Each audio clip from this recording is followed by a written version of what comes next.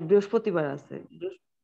আচ্ছা, এখন ওই কারণে আর কি ধরেন যদি সন্ধ্যার দিকে ক্লাস হয় তাহলে করতে পারো। এ- তো এখন তোমরা এখন বৃহস্পতিবার তো তোমাদের অন্য কোনো ক্লাস নেই সন্ধ্যায়, না? 7টা থেকে 8টা পর্যন্ত।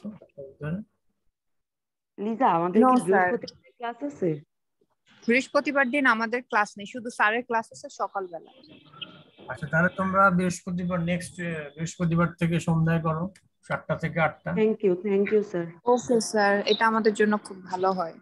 আর অনেক স্যার তখন স্টুডেন্ট আরো তখন দেখবেন পার্টিসিপেট অনেক করে স্যার। স্টুডেন্ট পার্টিসিপেট করতে পারবে, মানে ধরেন এই যে প্রবলেমটা হচ্ছে যে সকালে আসতে পারে না, এটার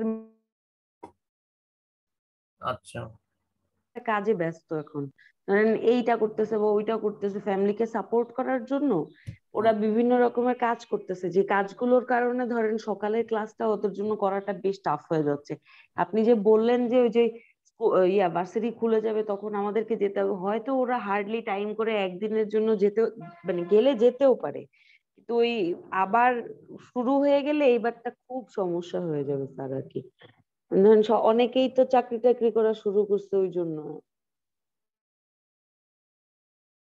ঠিক আছে, আমি তো এটা বিবেচনা করেছি, এবং আগামী বৃহস্পতিবার থেকে একটা ট্রায়াল ক্লাস নেওয়া হবে সন্ধ্যা 7টা থেকে 8টায়, পার্টিসিপেন্ট দেখি। Thank you sir. Okay sir, thank you. Thank you very thank much. You sir, আমরা গ্রুপে জানিয়ে দিব। Have a nice day. Have a nice day sir. আল্লাহ হাফেজ।